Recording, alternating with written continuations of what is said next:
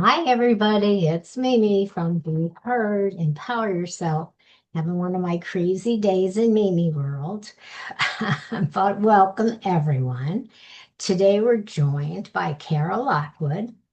And Cara is a USA Today best-selling author of more than 35 books. You have to teach me how to do that best-selling thing. I I can would love write, to. I can write, but the best-selling part I haven't got including like hit the Takeover and the beloved I Do But I Don't, which was adapted into a Lifetime original movie. Wow, you're famous. Yeah, yeah.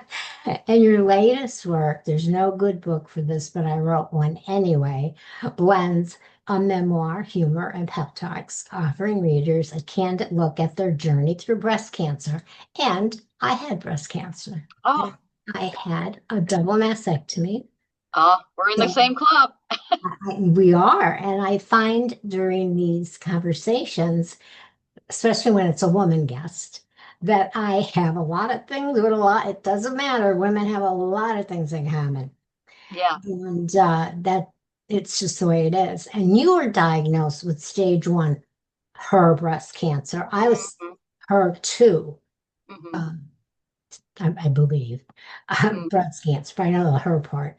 Yes. And you fought back with a double mastectomy, so did I. I was very lucky because when they did the double mastectomy, it was only in one breast, but it was aggressive. And when she said it Yeah. was aggressive and she was going to do the one breast, I said, no, take them both off. Like, Yeah. If you're in there, I yeah. mean, Like, I I'm don't want to be not like, back. I'm not going to be like a circus act. Right. No, Also true. The yes, symmetry, it's a real issue. Like, what yeah, are you gonna, if you I get reconstruction know. on one side, it's not gonna I match. know. Afterwards, my husband said, you didn't even talk about that with me. And I said, it's my body, my Yeah, decision. It's exactly. none of your Yes. business. Yeah. Yeah. Yeah. But I make my decisions pretty quick. I'm that kind of person when I have all the information. And Yeah. she got everything, and they did not give me the chemotherapy where you're going to lose your hair. I just Hmm. had to take a medication for a while. So Hmm. I Hmm. feel I was lucky. Yeah, that's good. I had the whole chemo, the whole lose your hair, Yeah. That's the losing the hair was the part I was worried about the I most. know. Well, Not dying of cancer. yeah. Well, honestly, you're not alone. I mean, I think we're all, so worried about how, Finally, look, I know walking it's around. over. What are people going to No, think? I We, know. hair is so important to so many people and not having it, Yes. Yeah. Yeah. It grows back How though. Mine did. it looks beautiful. I had a liaison. They give you somebody to talk to, and all I wanted to know about was wigs. Yeah. Yeah. And And the then I wig, didn't need it anyway. And I know. Yeah. and then let's see, it's at least 10 years. So I think I was Oh, good. 67. I'm Yeah. 77 now. Yeah. So for I didn't even question it. They had me signed up with plastic surgeon, reconstructive surgery, and it never entered my mind that I had a choice not to get Yeah. it. You could I you could not get it. Yeah. but And many women don't. Yeah. they don't present it that way. They Yeah. they go, okay, now we're going to do reconstructive. They don't say, do you want to? Yeah.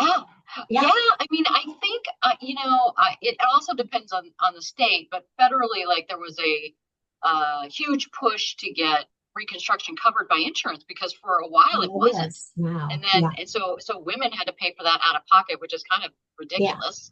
So yeah, I think now that there's been that change with the insurance and that it is covered, I think yeah, doctors just assume, well, it's covered, so you must want yeah. it. Yeah, And yeah, if I was 32 and single, it would have been a different situation. yeah, But it just got like pushed by. And yeah. guess what? I had troubles with that. Yeah, and that happens too. That's not, it's funny because in my book, my husband and I talk about we went to the plastic surgeon. We thought that was going to be the fun visit, the fun one where it's like, oh, we imagined it's like a Reese Witherspoon, I pink gotcha. coat, pink stethoscope, like, Yep. hey, we're going to do something fun, and then. it was really just a whole laundry list of all the things that can go wrong in your reconstruction, which, Oh, I didn't even get that. uh, No, this guy, I mean, he is good, yeah. but I am an unusual person. I wrote 4 books, and the last book I wrote is called Anatomy of an Alien. And Mm. the alien is me. Ah, Because I have never, and my husband can witness this, I have never left a doctor's office without hearing, oh, you have this, but I never saw this kind before. oh, that's so, Oh, that's yeah, rare. or Yeah. this organ over here, we have to do something, but it's not in the place it normally is. Every Right. single time, every single time. Yeah. So I get them. And I had, first they were not aligned, the symmetry was off. They did them again. Then I got, you're gonna love this. Red breast syndrome. Did you ever hear of Oh, that? no. Is that when your body's rejecting them or, My left breast huh? turned bright red. Not the Oh, right one, just the left one. Okay. I'm an alien. I am an alien. ah, And it stayed red. Then there was an infection, took them out, put different ones in, and the left breast stayed bright red again. ah, Right. So the fourth time he was going to do something. I said, you know what? Take them out. yeah. My Maybe I don't need them. my body does not like them. Yeah. I am an alien. Make me look like a 12-year-old boy. Yeah. And Yeah. he did. And he Yeah. did. Yeah. And And the, yeah. And he said the minute I took them out, the red breast went away. The yeah. red right away. Well, there's no, I mean, it's a great point too, because there's no one size fits all for anyone. No. And so the thing that works for 100 people may not work for you. And, advocating for yourself is so, Yeah. so important in all I interactions have with to. doctors. Yeah. I have to. So it's like I have at least 10 more surgeries and stories like that. So I said, I'm going to write a book, Anatomy of an Alien, because I have never had anything that's been Yeah. normal. It went, you know. Yeah. So Yeah. I that's a mean, good book to get. It's not expensive right now. It's on sale for Christmas on awesome. Amazon. Awesome. Yeah. So let's talk about you. Yeah. How did you 35 books? Oh my God. Yeah. Are they all different sizes? Some are small, some are big. they're all full-size novels, and there are a few Oh, novellas in there novels. that aren't counted in the Yeah. 35. So there's, I I do not write fiction. I write yeah, nonfiction. And it's a whole different, your mind has to work a whole different way, I think, to do the novel thing, where I love to research. yeah, yeah. So my first book is like a memoir, but it's also a journey, a Mm, spiritual journey from darkness to gray to finally the light. Okay. yeah, yeah. It's my story. The second one is my father was adopted and he was lied to and told he was Sicilian. Oh I no. did DNA after he died and it came back. Your father is 100% Irish. Oh, And nobody's 100% yeah, anything. yeah. Wow. So So like, no, I, not even any other European, just, no, because my Italian keeps getting watered down since I did Ancestry. yeah, So yeah. I had to research. So I researched back to the 18th century and I found it. And I wrote what I call a semi-fictional historical book because all the names, all the dates, all the places, they are all correct and they are verified. But how could I know what occupation they had in 1755? So Yeah. I made up a little story for each of them until I got to the 20th century, and then I knew what they did do. Nice. Nice. I love that. I love that. Yeah. And then the alien book, of course, can't forget that one. Yeah, exactly. So it's Exactly. Yeah. all, yeah, it's fun, but 35. Yeah, and they're almost all of them are romance novels. So I write a lot of happily ever afters. I love love. I love people falling in love. So Well, I had bad normally, experiences with love. That's probably why I don't want yeah, to write them. Mine would be very dark. there are dark romance. I mean, romance is a really big genre, so you can It have really everything, is. from, So, vampires to, yeah, oh yeah, oh now vampires I love. And I love yeah, things like Walking Dead and all this stuff. sure, sure. And my friends are like older than me. I'm 77, they're like 80s and some 90s, and they're like, Yeah.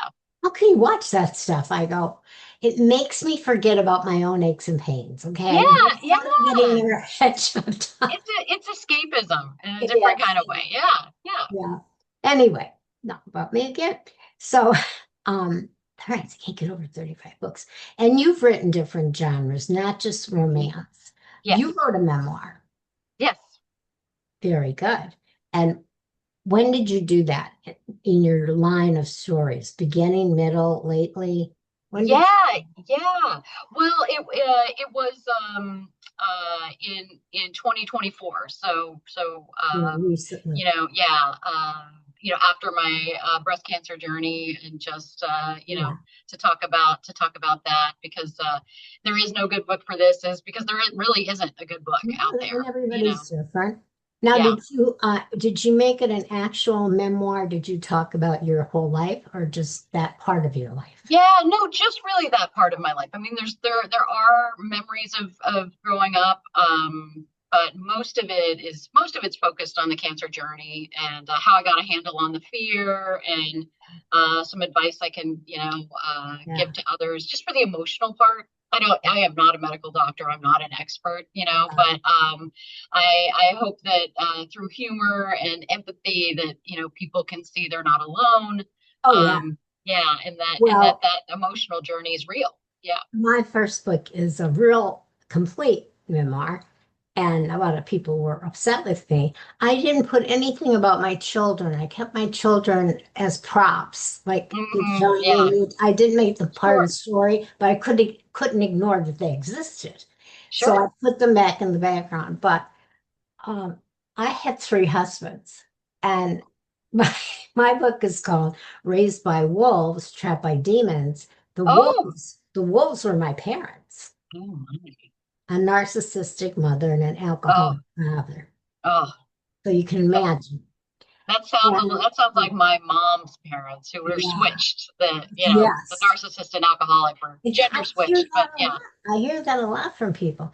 So I escaped finally through marriage, alcoholic, cheater.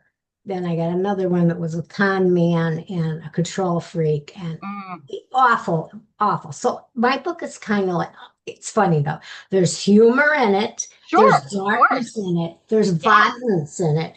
But what I did, and people like it, is like when I write a chapter, somewhere in the chapter, I explain why I did that. Yeah. That I now I know why. And people tell me they like that.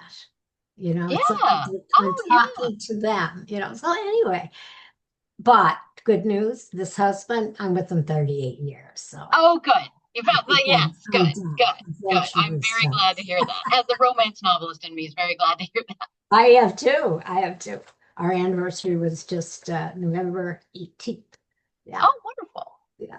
So what do you like? Well, obviously you like writing the romance the best, obviously. Yes, yes. Yeah. Well, I love to take people to another world, and introduce them to Mhm. characters that they'll like hanging around with. And there's trouble along the way, but also a happy ending, at the end, so that Yes.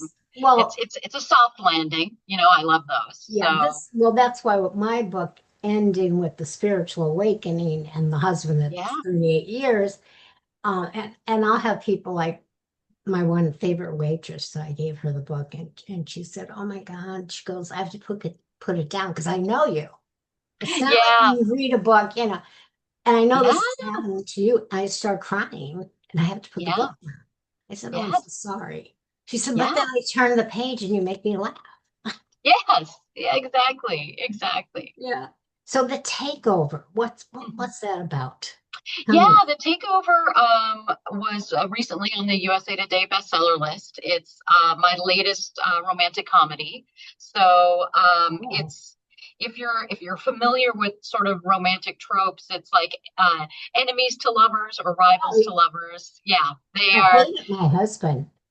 In Did my you meet book, him at first? Then yeah, yeah. he was a school teacher during the day and he bartended at night because school teachers didn't make a lot of money. And I thought he was the most obnoxious, loud person I ever. Yeah. He was Irish Catholic alcoholic, CIA. That's what they call it. You're the CIA. You're a Catholic Irish alcoholic. Yeah. And I would go in there with dates. I would go in and talk to him about the guys I was dating. Sure. Yeah. Actually, that sounds like a good premise for a romance right there. I'll I think tell we you could what, I write, should yeah. send you just that part of the book.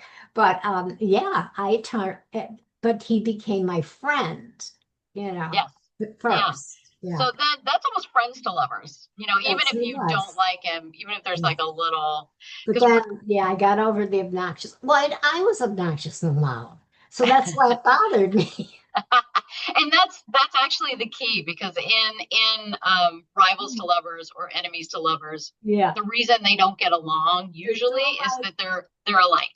yeah. They're alike. They butt heads because they're I, alike. So in yeah. go ahead. Like when I walk in the room, I want you to see me. I want to be noticed. I'm like, oh, Mimi's here. And he was the same way. Like, Yes. he ran for office. He was very out there, outgoing. And Yeah.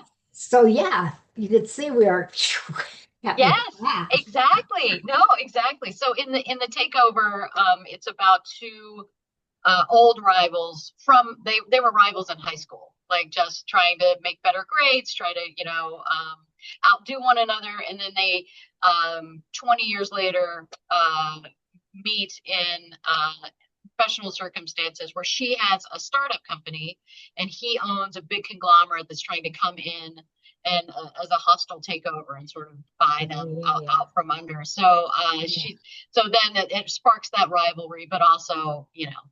sparks attraction and love and all Sparks those other can things. turn into a flame and then a big fire. Yes. Exactly, So exactly. now, really exciting too is that you had a book that was adapted into a Lifetime original movie. It was a delight to Yes, see your characters yeah, on yeah. screen.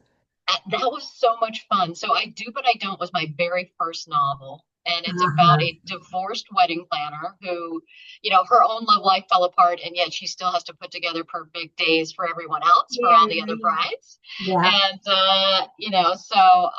it was a Lifetime movie with Denise Richards and Oh, Dean I love her. Cain. Oh, Dean And Cain, yes, I know him. Uh-huh. yeah, yeah. I went to the set of the movie, and it was so much fun because they had those directors' chairs for the Yeah. actors, And you but had your name. Did you have? they had my characters' names on the back. Oh, that's so funny. Yeah, so it Now, was so much how did fun that, because how did that happen? How did you get that to Lifetime? yeah, yeah. Well, my literary agent, Deirdre Knight from the Knight Agency, she's amazing, and she has connections in film and knows a lot of great film agents too. So, she worked some magic and got my book to the right people, and were producers. They were looking for content for Lifetime at the time. At the time, Lifetime had been really almost exclusively focused on suspense. Oh, Suspense and now I think of romance. I think of yeah, Lifetime. I mean, there were romantic Suspense. elements, but it was always, like someone escaping a battered relationship, or Well, like, that too. Yes. yeah. And Mhm. in fact, one of my friends jokingly called it knife time because it felt like every time, they turned it on, there was someone with a knife. But so Yeah. they were looking for something more lighthearted, more in the Hallmark vein. And so, yeah, Hmm. they picked it up. They cast it right away, like they were looking to do a project. And I was spoiled because that was my first book. So I thought, well, this is what happens to all books, right? You just write Yeah. one and then it becomes a movie and then everything's great. So in your case, it was to your good to have a literary agent. I have not done any of that. Yeah, I mean, I've always been. I started I got my literary agent in 2000. So the manuscript was I Do But I Don't was published in 2003. So I just went the traditional route. The independent route wasn't as open, as it is today. I think Oh, yes. true. And many authors choose to be hybrid. They choose to, start indie, go traditional. Like there are a lot of different pathways. You don't have to Yeah. have an agent.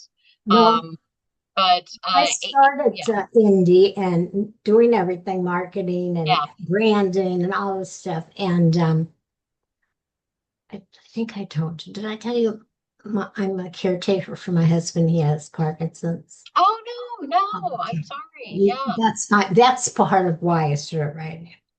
yeah. He's stage 4. So I was getting depressed, and that's how my counselor said, you have to find something that's Sure. yours. Yeah, And, absolutely. so I've been doing everything myself, and I have like 145 episodes, video and audio on Hmm. YouTube and on all the Wonderful. podcast channels. And guess what? Now PR people are emailing me. Yeah, that's wonderful. So I feel like that's a little step forward, you know, but not ready to go in my pocketbook yet. Yeah. Well, the thing about agents, I mean, they represent you, but you should never pay one. They do take a percentage of what you make, but they only get paid when you get paid. Well, And, I you know, didn't know that. yeah, yeah. So if an agent tells you they need money up front, that is not a legitimate agent. So I Okay, would not work with them. good to But know. yeah, yeah. But 'Cause, yeah, it's definitely a means of potentially reaching a broader audience. yeah, The best agents have all the best connections, yeah. in the traditional publishing world. So, This career has a learning curve for oh, sure, you of know. course, yeah. And it has a commitment level. Hmm. You have to decide, like I said, I'm not ready to put out any money. So far, everything I did was for free. Yeah. I published on Amazon. I used their Kindle program and Audible, the same thing. But I wanted to ask you again, how different was it for you, who was writing romance novels, to now write this deeply personal memoir about your Yeah, breast cancer? yeah.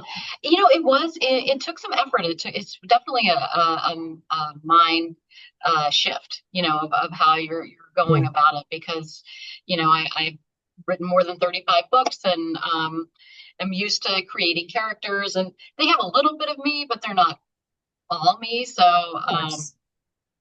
it was, and they always had a different name, and I always had plausible deniability. That's not me. I know. When it comes to writing a memoir, and especially something a journey that's so personal, Yeah, yeah, I had to think carefully about how I wanted to frame my experience. yeah, How I thought it could be most helpful. What I wanted to share too. I feel like it's important to share vulnerabilities and difficulties to help other people, feel yeah, less alone. yeah. Because, silly, embarrassing things happen during treatment and basically throughout your whole life. So, Oh, yeah, definitely. Well, you know, that's what I hear from people, women, mostly women, but I've had men read the book too. My yeah, plastic surgeon read my book. He yeah, yeah, should. yes, He's very involved. My primary doctor, like yeah, I gave it to all my doctors, and yeah, most of them were in the book. And I said, "You're in the book." And my plastic surgeon, this is kind of funny. Um, I I do. I am an advocate. And when hmm, I have something wrong and a doctor says there's nothing wrong, I go check again. Or yes, there's something wrong. So after my plastic surgeon read my book, he saw me and he said, "Okay, I read your book." I said, "What did you think?" He said, "Well, I always thought you were crazy, oh no, but no," he said, "but you do know your body." yeah, yeah. Well, isn't that true? And that's such a good point because we're all experts at our body. There's nobody else out there that knows our body better than we Yeah, do, but the you know? doctors think they do. Yeah, but you're the one living in it. You know Yes, what's actually happening. And I think yes. if you tune into that, you can really understand your body better Yeah. than, And yeah.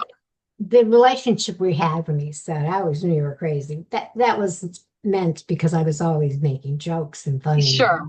have funny stories. But Yeah. then he went serious and said, but you do know your body.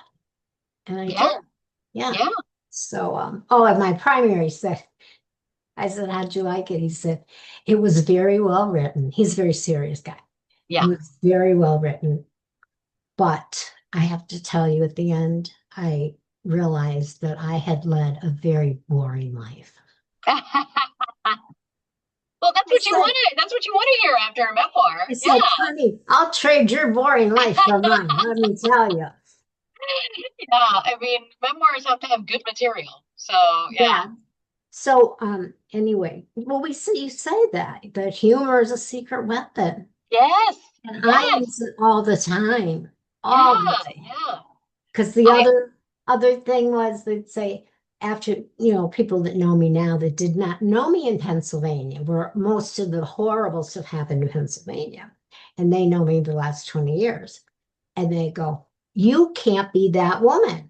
You're yeah, always happy. You always have a yeah, smile. You're always joking. How can you be that same?" yeah. Yeah. You know what? I think it's a choice. I think you can choose to fight for your joy and be joyful in the face of tragedy and horror and setbacks and heartbreak. You can choose joy, but also Yeah. I like to think that joy is worth fighting for. So you do have to fight for it. You can't just. I mean, life's trying to take it all the time. You got to hold on Yeah. to it. I have a Alexa. And I didn't want an Alexa. It was like 5 years ago. And my oldest daughter got it for me. I said, "Oh, what am I going to do with this?" Oh my heavens. So it'll say, Jerry, it's time to take your 4 o'clock medicine. Like I started finding it very helpful. Yeah, yeah. So The reminders are great. The yeah, alarm, sure. yeah. I do those all the time. Yeah. I start using it for all the different things. And it's funny too, because if he coughs, it'll say it's time to drink water. And my husband doesn't like to drink water. So I think that's Oh, so funny that yeah. she's nagging him, not me. Yeah. So the best is, um, oh God, I'm gonna lose my train of thought now. Uh, what did she do? What did she do? Well, Alexa's a character. Anyway, I'm using her more and more because Yes. my memory is getting a little bit shaky. So I had told her, remind me at 2:45 that I have a 3 o'clock Yeah. Zoom. Oh I no, have we'll a tell you time, off. but You I don't have was one. wrong. I was wrong. Oh my God, that's okay. Oh, I know what I was going to tell you. He started to get depressed. Now, of course, if you're stage 4 Parkinson and you're losing a lot of your mental Yeah, of processes. course. So Yeah. I have Alexa every day at 10 o'clock play, "Don't worry, be happy." Oh, does he like that song, or is that It's just because it says, "Don't worry if you can't pay the rent, and mm, your landlord's going to throw real you out. struggles? Yeah. Don't worry, be happy." It's a very famous song. It's Sure, of been, course, of but course. I mean, my poor husband. I just do the craziest things with him. But you should be glad because that keeps him, Yes. keeps him going. So you're donating half of your book proceeds to breast cancer research. Yes. That is very admirable. Oh yeah. Well, I mean, my ultimate goal, I hope this club is closed to all future members. I hope you and I are some of the last ones, and then it's closed. There's no more cancer. They read about it in history books like the bubonic plague, and then it's Yeah. something that no one has to worry about again because it's Yeah. just terrible. So I would like nothing more than no one to ever have to read this. There's no good book for this, and Yeah, I know. so Well, there's that's no good why I'm difference. Yeah, yeah, I yeah, got it. that's why. Yeah. And it's well, like my daughters, their grandmother had breast cancer and colon cancer. And Hmm. I had started nagging them. Oh, they were like, I don't know how old, yeah, young, like late 20s, Yeah. mammograms. Well, we don't have to do it yet. I said, yeah, you do, because your family Yeah. history and your mother and your Yes. grandmother. And thank God nothing showed up. Um, Good. so what do you want your readers to take away from your memoir that maybe they couldn't find from the cancer treatments that they got? Because that's just, pills and things, procedures. Yeah. What do you want them to get from your memoir? Yeah, I would like them to know that cancer doesn't get to decide.